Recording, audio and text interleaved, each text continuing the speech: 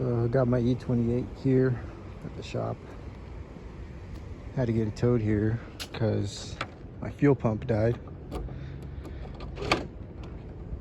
And what was currently in here was a TRE 255. And it's been there for about 2.5 years.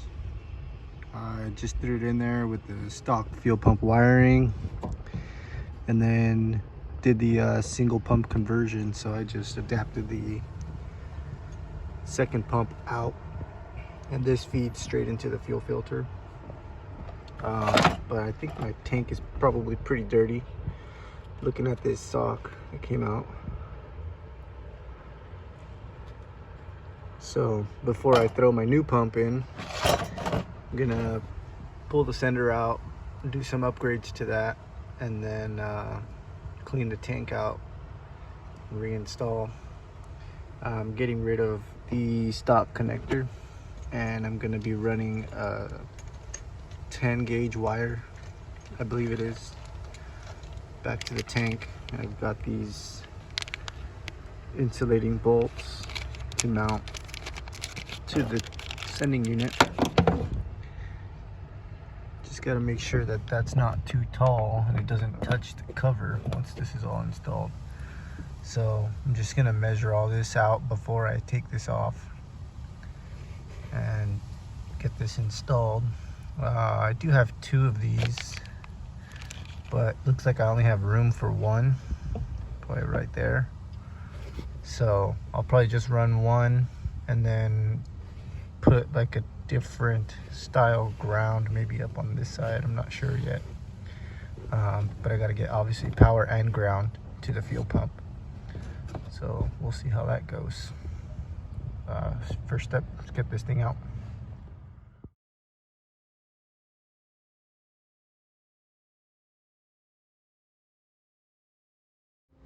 So this is a new piece of hose that I had just bought just to try out another fuel pump, and decided to change my ideas and get a better pump. But you can see when I did the TRE pump, I just grounded on the body of the fuel sending unit, used their harness, and used the stock wire going through. It's been in there for, like I said, about 2.5 years. You can see the wire doesn't look the best. Now I don't know if that's from soldering it. It looks overheated. You see a couple strands missing. I don't know if that's from soldering it or just from the amperage of it being in the tank, going through that stock wire. But you can see it on the ground as well, which is obviously a crimp.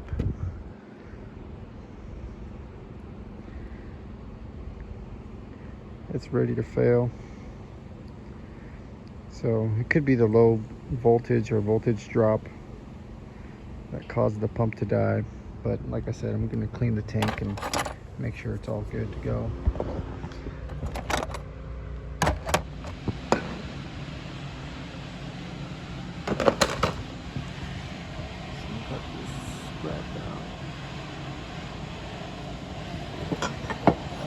See the ground, so I'm just gonna remove this so I can start drilling, get this placed in there right in between.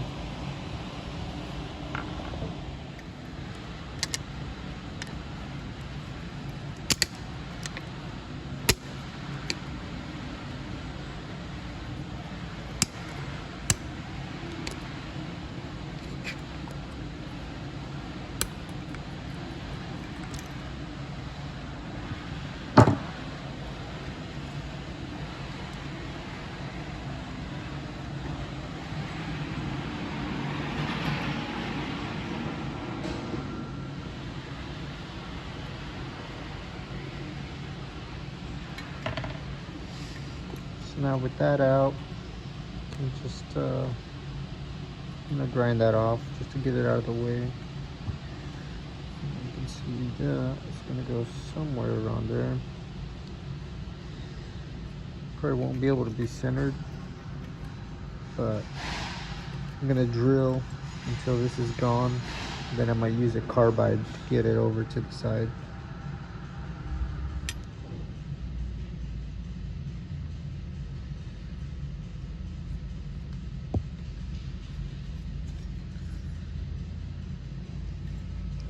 If I need to, I can get the diameter down as well.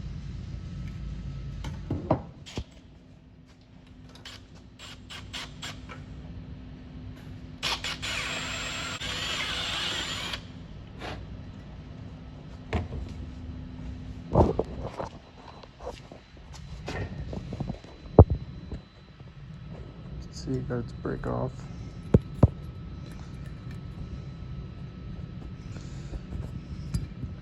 Now, since I want to move it this way, I'll just leave that and get it off with the carbide.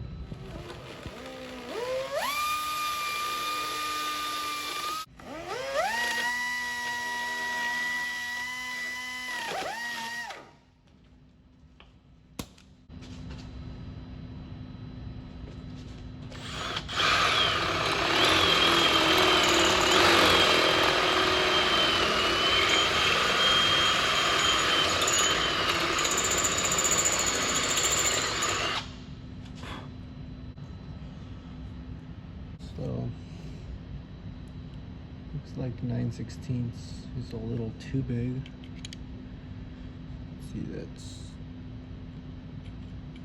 a little too big, so I'm gonna try and do it with a carbide.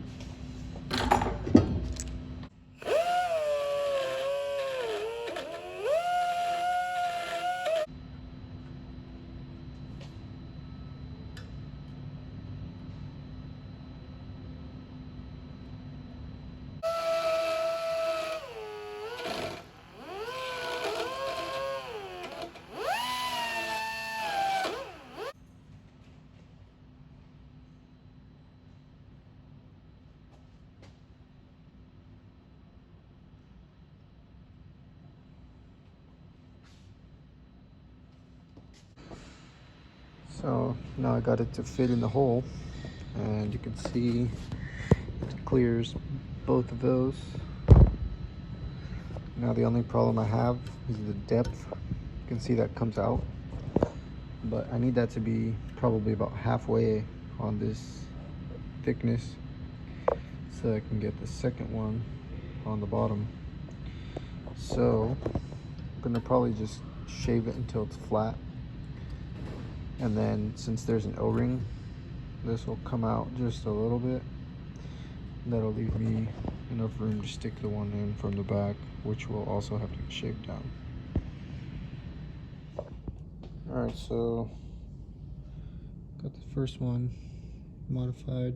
You can see it took a little bit more than the thickness of the O-ring, but I'll be able to make it work. I just came in and beveled this inside edge a little bit so that the O-ring can recess in there. So, gotta get the other side done. I'm gonna take a little bit less off of this one. See the difference. So I had to flatten out this edge. It's a little too close. And I probably have to flatten this out just a little bit because the gasket is the same size as the fuel tank, so I can just slip this on. Check. Can't get these holes to line up, so I'm gonna have to trim some of this off. So I got this mounted in there. That's upside down just temporarily because I'm trying to compress this to make sure the O-ring doesn't pop out. You can see I took as much material off as I could, and you can see where the O-ring or the gas tank gasket goes. It's like right on the edge there, so I can't go any thinner with this, and I can't really. I went and test fitted it on the fuel tank, and it does go in just barely. You can tell by this that it touches here. So I would definitely go with a smaller bushing if possible. This is a M6 bolt, and you can see with the washer that you can get away with a much smaller bushing, and the diameter for this piece can be much smaller. Obviously they did this so that the pressure can pass through to the other side with this washer. So if you're going to be looking for this kind of wiring upgrade, I would definitely look for something with a smaller bushing that goes through here. This could be, you know, half the thickness, and a smaller O-ring so that this outer diameter is much smaller. I'll give you guys the measurements on this. This one came from Racetronix, and let's see if it works in millimeters. Should work. Right there, we're at about 14. Let me take this off so you guys can see. You can see that's about 14 millimeters. If you can get away with, you know, 13, maybe 12 even, I think would be pretty sufficient. I mean, that's 12. 10 maybe. Let's see, 10 mil still gives me plenty of material in there to pass through the tank, and you could get with the, you know, get away with a 10 millimeter washer versus this 14 millimeter. So if I was to do this again, that's what I would do, but obviously I've already got this big hole, so I would need a new hanger at this point. So I'm gonna work with it. So got a little ahead of myself, cut that off so that I can weld this on there, get the fuel pump on. It's gonna have a little bend in the hose, but it should be fine. Also drilled the hole for the ground. It's gonna go right next to the sending unit. It's a pretty close fit.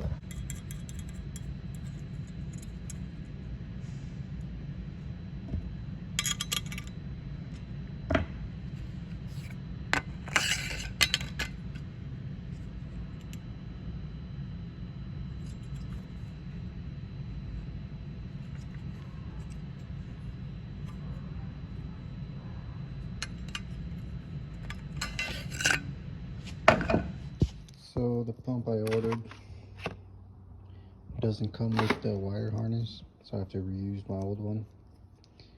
And you can see that's pretty much failed. So I'm gonna get a new one on there. See how close this was to just. Got that bolted on. It's gonna be welded through this front side, and then I'm gonna remove this, weld it from the back side. So I'll get this unbolted, clean off the zinc on both sides, and then can get ready to weld this on as well as this. And then I'm gonna cut the head of this off so it's just 2 studs on each side, and it's welded so that there's no leak.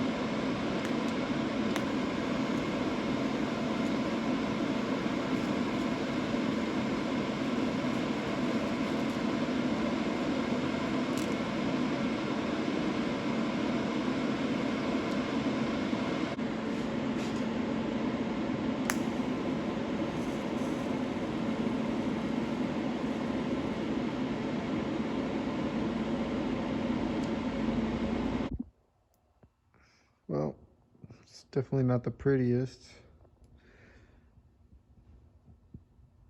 but better than it was in my opinion. Got a little booger there because I had some porosity and I threw some filler rod in there. So I got the final assembly all put together. So you got these stainless steel clamps.